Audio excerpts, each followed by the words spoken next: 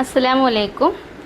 എല്ലാ കൂട്ടുകാർക്കും സുഖാണെന്ന് വിചാരിക്കുകയാണ്. അൽഹംദുലില്ലാ ഞങ്ങൾക്കും സുഖമാണ് കേട്ടോ.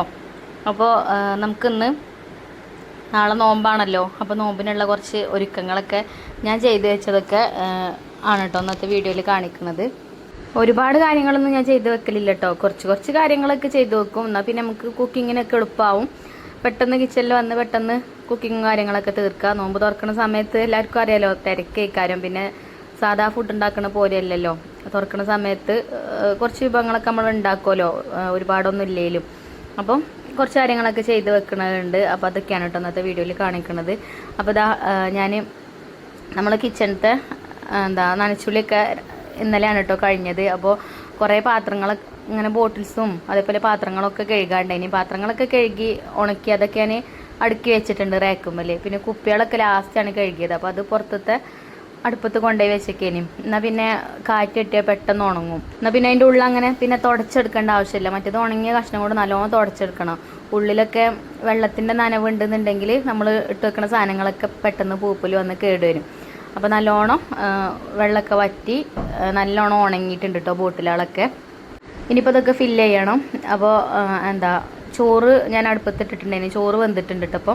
അപ്പോൾ ചോറ് ഊറ്റിയിട്ട് എന്നിട്ടാക്കാമെന്ന് വിചാരിച്ചു. അപ്പോൾ ഇങ്ങനെ ഓരോ പണികൾ ചെയ്യുന്നതിൻ്റെ ഇടയിൽ ചോറ് വെച്ചതാണ്. അപ്പോൾ ഇന്ന് രാവിലെ കുട്ടികൾക്ക് ഞാൻ ദോശയാണ് കേട്ടോ ബ്രേക്ക്ഫാസ്റ്റ് ഉണ്ടാക്കി കൊടുത്തിരുന്നത്.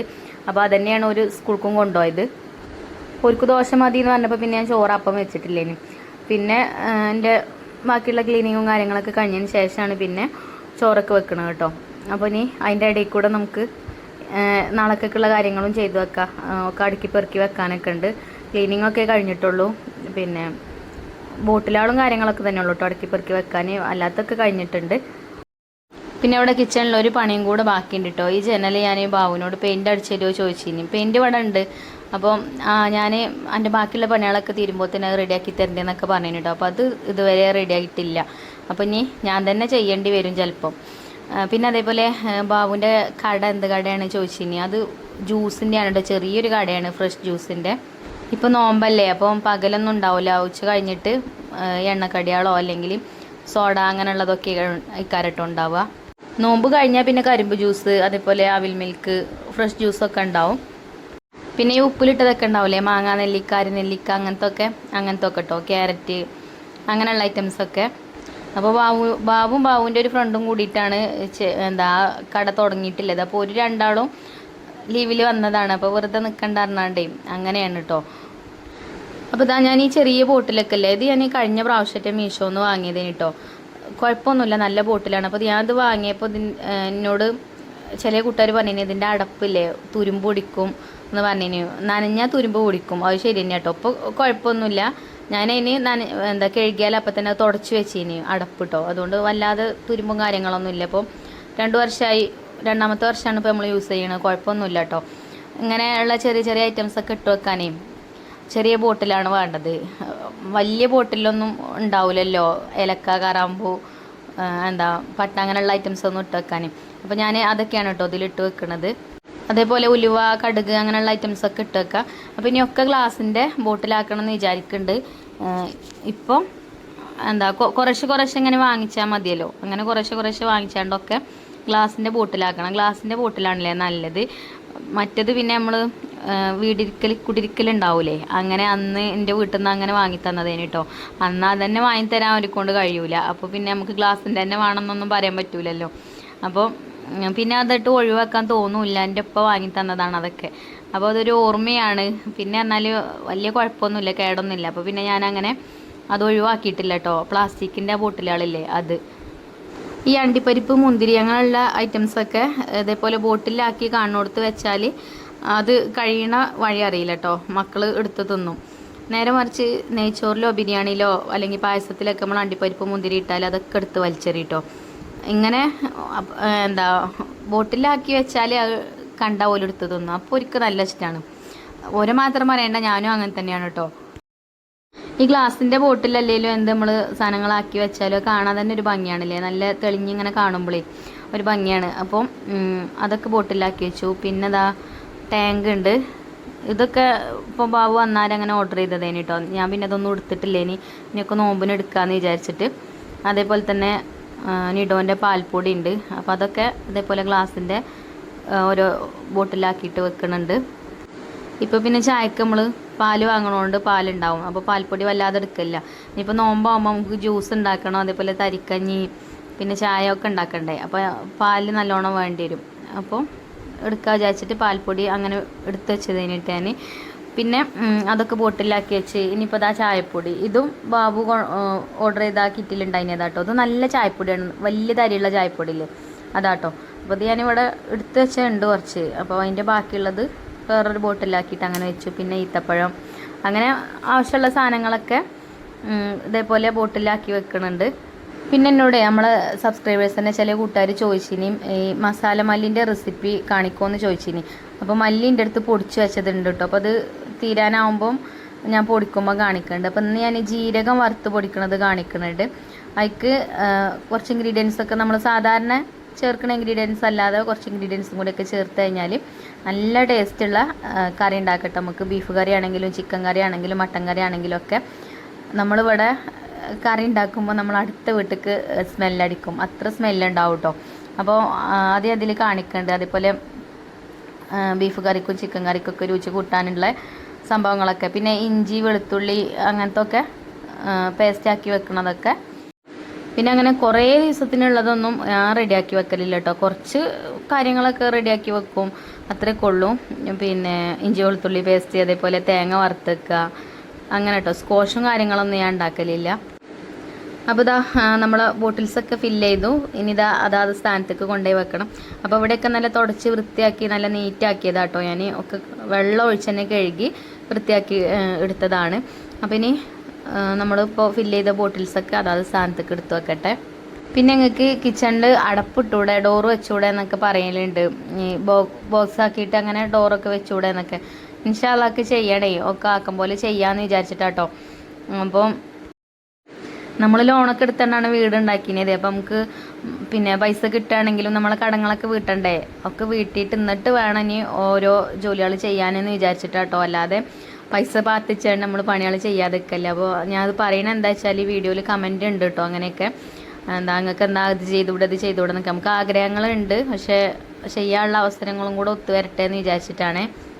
അങ്ങനെ അവിടെ റെഡി ആയിട്ടോ. ഇനിയിപ്പോൾ നമ്മൾ ബോട്ടിലാക്കി വെച്ചതൊക്കെ ബാലൻസ് വരുന്ന ഐറ്റംസൊക്കെ ഉണ്ടാവുമല്ലോ. അണ്ടിപ്പരിപ്പ് മുന്തിരിയും ഏലക്കായല്ലേ ഇനിയും അതേപോലെ പട്ട അങ്ങനെയുള്ള ഐറ്റംസൊക്കെ കുറേശ്ശെ ഉണ്ടായിന്. അപ്പോൾ അതൊക്കെ ഞാൻ ഇതേപോലെ ഒരു ബോക്സിലാക്കിയിട്ട് ഫ്രിഡ്ജിൽ വെക്കലാട്ടോ. അതേപോലെ പൊട്ടിക്കാത്ത മസാലപ്പൊടികൾ എന്താ പാക്കറ്റുകൾ ഉണ്ടാവില്ലേ, അങ്ങനത്തെ ഒക്കെ ഈ ഒരു ബോക്സിലാക്കി വെക്കും. ഇത് ശരിക്കും ഒരു എഗ്ഗ് ബോക്സാണ് കേട്ടോ. നമ്മൾ ഫ്രിഡ്ജിൽ എഗ്ഗ് വെക്കണ ബോക്സാണ്. പക്ഷേ എഗ്ഗ് ഞാൻ ഫ്രിഡ്ജിൽ വെക്കലില്ല, പുറത്ത് തന്നെയാണ് വെക്കൽ. അത് വാങ്ങിക്കുമ്പം ഒരു ട്രേ വാങ്ങും. അപ്പോൾ ആ ട്രേയോട് കൂടിയിട്ട് തന്നെ ചിലപ്പം ഇവിടെ വെക്കലാട്ടോ പുറത്ത്.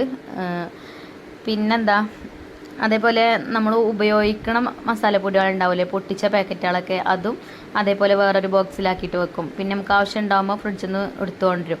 ഒക്കെ പുറത്ത് വെച്ചാലേ നമ്മൾ എപ്പോഴൊന്നും എടുക്കൂലല്ലേ, എപ്പോഴെങ്കിലൊക്കെ അല്ലേ എടുക്കുള്ളൂ. എന്നിട്ട് പിന്നെ പൂപ്പൽ വരും വേഗം. ഫ്രിഡ്ജിൽ വെച്ചാൽ പിന്നെ അങ്ങനത്തെ കുഴപ്പമുണ്ടാവില്ല. അങ്ങനെ അതൊക്കെ ഫ്രിഡ്ജിൽ കൊണ്ടുപോയി വെച്ചു. പിന്നെ അതാ നമുക്ക് കാര്യമായിട്ട് നോമ്പിന് വേണ്ടതാണല്ലേ പത്തിരിപ്പൊടി. അപ്പോൾ പ്രാവശ്യം ഞാൻ അരി പൊടിച്ചിട്ടില്ല കേട്ടോ. അരിയൊക്കെ കൊണ്ടുവന്നാണ്, അരി പൊടിക്കാനൊന്നും എനിക്ക് കൂടിയിട്ടില്ലേനി. വെയിലത്തിട്ട് ഉണക്കി കഴുകി ഉണക്കി പൊടിച്ചണ്ടേ, അപ്പോൾ അതിന് കൂടിയിട്ടില്ലേനി. അപ്പം ഏതായാലും നമുക്ക് അരിപ്പൊടി കിട്ടിയണല്ലോ. അപ്പോൾ അത് ഒരു ബോട്ടിലാക്കി വെച്ച്. ഇനിയുള്ളത് ഇതാ ഇഞ്ചി വെളുത്തുള്ളി എന്താ തൊലി കളഞ്ഞാണ്ട് അതൊന്ന് പേസ്റ്റാക്കി വെക്കണം. ഇതാണ് എന്താ വലിയ പണി. എപ്പോഴും നമുക്ക് ബീഫ് കറിയോ ചിക്കൻ കറിയോ അങ്ങനെയൊക്കെ തന്നെ കഴിക്കാറില്ല ഇനിയിപ്പോൾ നോമ്പാവുമ്പോൾ. അപ്പോൾ എപ്പോഴും വേണ്ട ഒരു സാധനമാണല്ലേ ഇത്. അപ്പോൾ ഇഞ്ചി വെളുത്തുള്ളിയൊക്കെ ഞാൻ തൊലി കളഞ്ഞ് കഴുകി വെച്ചിട്ടുണ്ട്. അപ്പോൾ വെള്ളം ഒന്നും അങ്ങോട്ട് വലിയട്ടെ. പിന്നെ എന്താ ആദ്യം ജീരകം പൊടിച്ചെടുക്കാമെന്ന് കരുതിട്ടോ, അല്ലെങ്കിൽ പിന്നെ ചാറ് നനഞ്ഞു കഴിഞ്ഞാൽ പിന്നെ ഗതികേടാണ്. അപ്പോൾ അത് അവിടെ ഒരു ഫ്രൈ പാൻ അടുപ്പത്ത് വെച്ച് അതിലേക്ക് ജീരകം ഇട്ട് കൊടുത്തിട്ടുണ്ട്. ഇത് കഴുകി ഞാൻ ഉണക്കി വെച്ച ജീരകമാണ് കേട്ടോ, അതുകൊണ്ടാണ് അങ്ങനെ തന്നെ ഇട്ട് കൊടുത്തത്. കഴുകി ഉണക്കിയിട്ട് വേണം നമ്മൾ പൊടിച്ചെടുക്കാൻ, എല്ലാവർക്കും അറിയാം. പിന്നെ അതിലേക്ക് ഞാൻ ഇട്ട് കൊടുത്തത് അണ്ടിപ്പരിപ്പാട്ടോ. ഒരു 5-6 അണ്ടിപ്പരിപ്പ് എടുത്തിട്ട് രണ്ടാക്കി കട്ട് ചെയ്താണ്ട് അതിലേക്ക് ഇട്ട് കൊടുത്തിട്ടുണ്ട്. പിന്നെ അതേപോലെ കുറച്ച് കുരുമുളക് ഇട്ട് കൊടുത്തിന് കേട്ടോ. കുറച്ച് മതി, ഒരു 10 മണിയൊക്കെ കേട്ടോ, അത്ര മതി. പിന്നെ അതേപോലെ 1 സ്പൂണ് അരി, നമ്മൾ ചോറ് വെക്കണ അരിയില്ലേ, അതും ഇട്ട് കൊടുത്തിട്ടുണ്ട്. പിന്നെ കുറച്ച് കറിവേപ്പിൻ്റെ ഇല. ഇനി ഇതൊക്കെ കൂടെ കൂട്ടിയിട്ട് അങ്ങോട്ട് വറുത്തെടുത്തിട്ട് പൊടിച്ച് വെച്ച് ബീഫ് കറിയും ചിക്കൻ കറിയൊക്കെ ഉണ്ടാക്കിയിട്ടുണ്ടല്ലോ, നല്ല ടേസ്റ്റി കറി കേട്ടോ. കറിക്ക് നല്ല സ്മെല്ലും ആണ്. അപ്പോൾ ഇങ്ങനത്തെ ഒക്കെ വറുക്കുമ്പോഴേ കുറച്ച് ക്ഷമ വേണം കേട്ടോ. ഹൈ ഫ്ലെയിമിൽ ഇട്ടുകൊണ്ട് വറുത്താൽ കരിയും. പറ്റ ലോ ഫ്ലെയിമിലിട്ടാൽ ടായി കിട്ടൂല, കുറേ നേരം ഇളക്കി കൊണ്ട് നിൽക്കുമാണ്. അപ്പം ഹൈ ഫ്ലെയിമിലിടും പിന്നെ ലോ ഫ്ലെയിമിലിടും, അങ്ങനെ കേട്ടോ ഞാൻ വറുത്തെടുക്കൽ. അപ്പോൾ ഇതിങ്ങനെ പൊട്ടി പൊരിയോലോ, അങ്ങനെ നല്ലോണം പൊരിയണം. കരി തന്നെ ചെയ്യരുത്, കരിഞ്ഞ ടേസ്റ്റ് മാറും. അരിയും വറവായി കിട്ടണം, അതേപോലെ തന്നെ ജീരകവും വറവായി കിട്ടണം. അണ്ടിപ്പരിപ്പും തന്നെ വെള്ളത്തിൻ്റെ അംശമൊന്നും ഉണ്ടാവാൻ പറ്റില്ല, നല്ലോണം ഇങ്ങോട്ട് വറുത്ത് കിട്ടണം കേട്ടോ. അപ്പോൾ ഇത് പായിട്ടുണ്ട്. നമ്മൾ കറിവേപ്പിൻ്റെ ഇല കൈ കൊണ്ട് ഇങ്ങനെ ഒന്ന് ഞരടി കൊടുത്താൽ മതി. അപ്പോൾ ഇങ്ങനെ പൊടിഞ്ഞ് വരുന്നുണ്ടെങ്കിൽ ആയിട്ടുണ്ടെന്നാണ് അർത്ഥം, എല്ലാവർക്കും അറിയാമല്ലേ. അപ്പോൾ ഞാനത് ചൂടാറാൻ വേണ്ടിയാണ്ടൊരു പ്ലേറ്റിൽ ഇട്ട് കൊടുത്തിന് കേട്ടോ. എന്നിട്ട് ചൂടാറിയതിന് ശേഷം ആ മിക്സിൻ്റെ ജാറിലിട്ടിട്ട് പൊടിച്ചെടുത്തിട്ടുണ്ട്. അപ്പോൾ തന്നെ നല്ല സ്മെല്ലുണ്ട് കേട്ടോ. അപ്പോൾ ശരിക്കും നമ്മൾ ബീഫ് കറിയും ചിക്കൻ കറിയൊക്കെ ഉണ്ടാക്കുമ്പോഴേ ഈ വെളുത്തുള്ളിയും പെരിഞ്ചീരകം അരച്ചത് ചേർക്കുമ്പോഴാണ് അതിന് ടേസ്റ്റ് കൂടുതൽ കിട്ടുക. അപ്പോൾ ഈ പെരിഞ്ചീരകം ഇതേപോലെ പൊടിച്ചെടുക്കുകയാണെന്നുണ്ടെങ്കിൽ നല്ല ടേസ്റ്റ് ആട്ടോ ബീഫ് കറിക്കും ചിക്കൻ കറിക്കും ഒക്കെ. പിന്നെ ചൂടാറിയിട്ട് വേണം എയർ ടൈറ്റ് ആയിട്ടുള്ള ഒരു പാത്രത്തിൽ ഒരു ബോട്ടിൽ ഇട്ട് വെക്കാൻ കേട്ടോ. അപ്പോൾ അത് അവിടെ ചൂടാറാൻ വേണ്ടിയിട്ട് വെച്ചിട്ടുണ്ട്. ഇനി ഇതാ ഇഞ്ചി വെളുത്തുള്ളി പേസ്റ്റ് റെഡിയാക്കാണ് കേട്ടോ. അപ്പോൾ ഇഞ്ചി വെളുത്തുള്ളിയൊക്കെ തൊലി കളഞ്ഞ് കഴുകി വെച്ച് നേരത്തെ ഞാൻ പറഞ്ഞല്ലോ. പിന്നെ ഇതിലേക്കൊരു 4-5 പച്ചമുളക് എടുത്തിട്ടുണ്ടേന് കേട്ടോ, ഇതും കൂടെ ചേർക്കണം. പച്ചമുളക് ഒരുപാടൊന്നും വേണ്ട. പിന്നെ ഇഞ്ചിൻ്റെ വെളുത്തുള്ളിന് കണക്ക് ഞാൻ പറഞ്ഞിട്ടില്ലല്ലേ. ഇത് 200 ഗ്രാമാണ് കേട്ടോ വെളുത്തുള്ളി, 150 ഗ്രാം ഇഞ്ചി. എപ്പോഴും ഇഞ്ചി വെളുത്തുള്ളി നമ്മൾ ചതക്കുമ്പോൾ പേസ്റ്റ് ഉണ്ടാക്കുമ്പോൾ വെളുത്തുള്ളി ആവണം കേട്ടോ മുന്നിട്ട് നിൽക്കേണ്ടത്, വെളുത്തുള്ളിൻ്റെ ഫ്ലേവർ ആവണം മുന്നിട്ട് നിൽക്കേണ്ടത്. ഇഞ്ചി അത്ര തന്നെ വേണമെന്നില്ല, ഇഞ്ചി കുറച്ചാലും കുഴപ്പമില്ല. അപ്പം ഇനി ഇത് പേസ്റ്റ് ആക്കണം. അപ്പോൾ ഞാൻ ഇഞ്ചി ഒന്ന് ചതച്ച് കൊണ്ടുവന്നിട്ടുണ്ട് കേട്ടോ, എന്നിട്ടാണ് ചാർക്ക് ഇട്ട് കൊടുത്തത്. അതേപോലെ വെളുത്തുള്ളിയും പച്ചമുളകും ഇട്ട് കൊടുത്തു, പിന്നെ കുറച്ച് കല്ലുപ്പ് ഇട്ട് കൊടുത്തു. ഇനി ഇതാ ഒരു സ്പൂണ് സുർക്കയും കൂടെ ചേർത്ത് കൊടുക്കുന്നുണ്ട്. ഇനി ഏതെങ്കിലും ഒരു സ്പൂൺ ഓയിലും ചേർത്ത് കൊടുക്കുക കേട്ടോ. ഞാൻ ഇവിടെ സൺഫ്ലവർ ഓയിലാണ് ഒഴിച്ചത്. പിന്നെ കുറച്ച് കറിവേപ്പിൻ്റെ ഇല ഇട്ട് കൊടുക്കുക. എന്നിട്ട് നല്ലോണം ഒന്ന് പേസ്റ്റാക്കി കൊണ്ടുവരിക.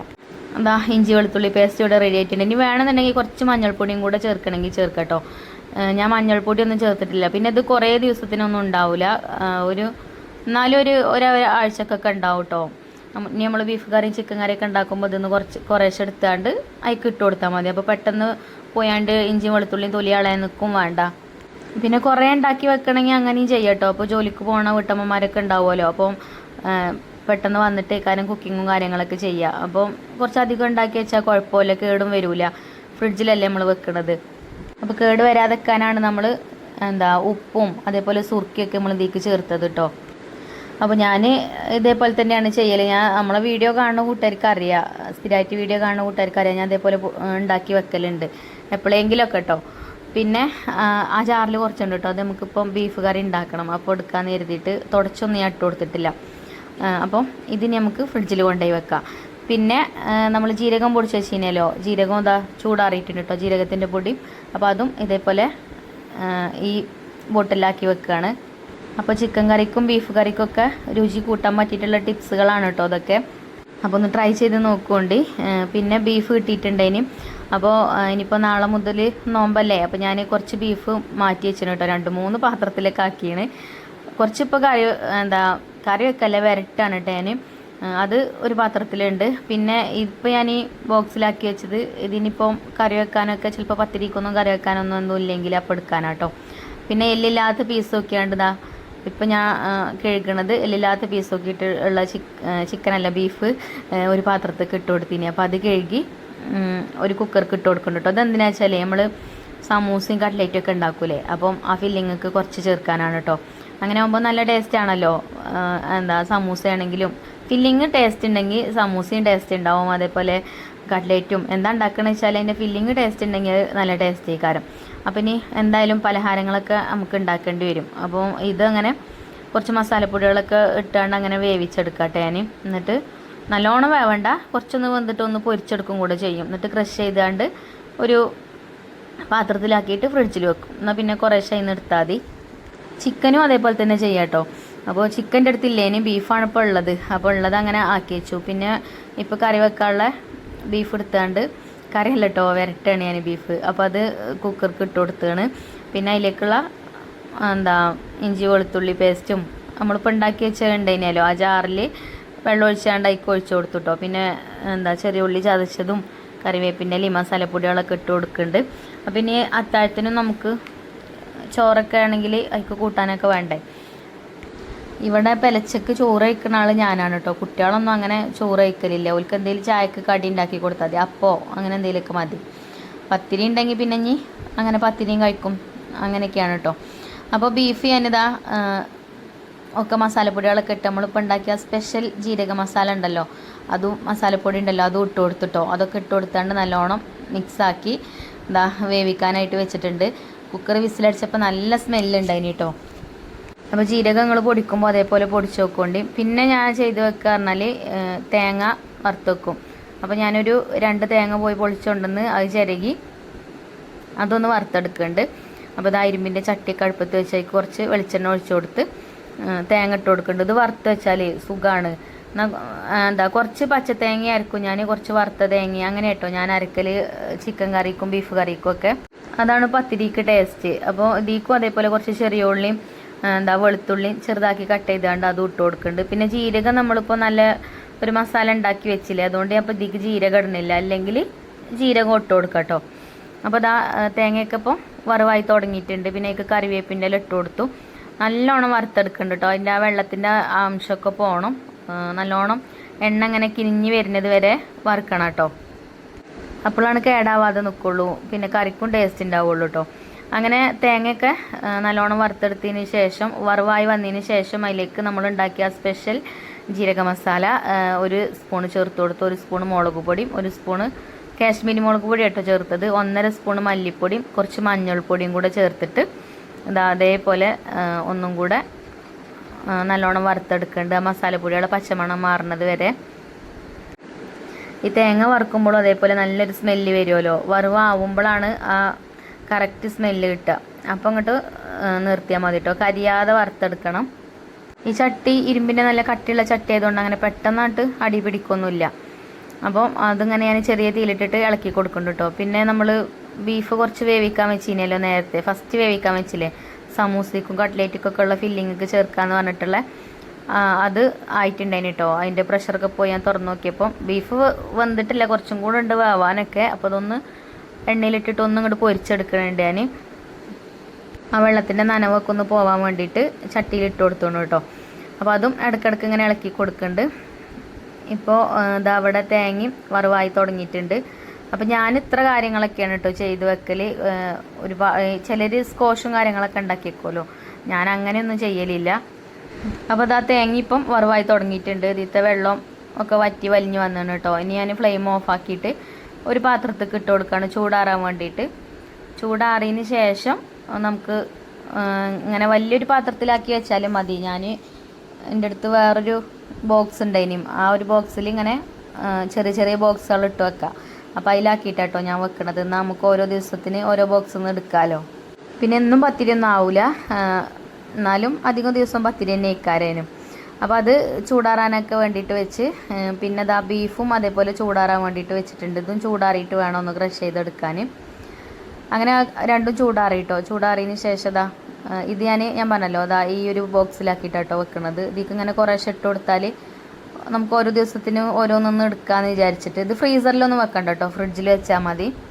പച്ചത്തേങ്ങ ചെറുകി വെക്കുകയാണെങ്കിൽ പിന്നെ ഫ്രീസറിൽ വെക്കേണ്ടി വരും. എൻ്റെ ഫ്രീസർ അത്ര വലിപ്പമൊന്നുമില്ല കേട്ടോ, ചെറിയ ഫ്രീസറാണ്, ചെറിയ ഫ്രിഡ്ജുമാണ്. അപ്പോൾ കുറേ ഒന്നും ഞാൻ ഉണ്ടാക്കി വെക്കലില്ല. ചിലർ മസാലയൊക്കെ ഉണ്ടാക്കി വെക്കുമല്ലോ, സമൂസയ്ക്കും കട്ട്ലേറ്റിക്കും ഒക്കെ ഉള്ളത്, അങ്ങനെയൊന്നും ഉണ്ടാക്കലില്ല. അങ്ങനെ കുറച്ച് കാര്യങ്ങളൊക്കെ അങ്ങനെ ചെയ്ത് വെക്കുന്നുള്ളൂ. അപ്പോൾ അതും ആയിട്ടുണ്ട്. അപ്പോൾ അതും അടച്ച് വെച്ച് അതും ഫ്രിഡ്ജിൽ കൊണ്ടുപോയി വെച്ചു. ഇനി നമ്മളെ ബീഫ് ഉണ്ടല്ലോ ക്രഷ് ചെയ്തെടുക്കാനുള്ളത്, അപ്പോൾ അതും ജാറിലിട്ടാണ്ട് ഒന്ന് ക്രഷ് ചെയ്ത് ഒരു വട്ടപാത്രത്തിലാക്കിയിട്ട് വെച്ചിട്ടുണ്ട്. അപ്പോൾ ഇത്രയേ ഉള്ളൂ കേട്ടോ എൻ്റെ നോമ്പിൻ്റെ ഒരുക്കങ്ങൾ. ഇത് ഇത്രയൊക്കെ തന്നെ ഉള്ളൂ. ഇനി ഇൻഷാ അല്ലാ നല്ലൊരു വീഡിയോ ആയിട്ട് നമ്മളെ ഒന്നാമത്തെ നോമ്പിൻ്റെ വിശേഷങ്ങളൊക്കെ ആയിട്ട് നാളെ കാണാം. അപ്പോൾ നോമ്പിന് ഞാൻ 11 മണിക്കാവും കേട്ടോ വീഡിയോ ഇടുക, 12 മണിൻ്റെ ഉള്ളിലായിട്ട് കേട്ടോ. അപ്പോൾ ഇൻഷാ അല്ലാ നാളെ കാണാം. Thank you.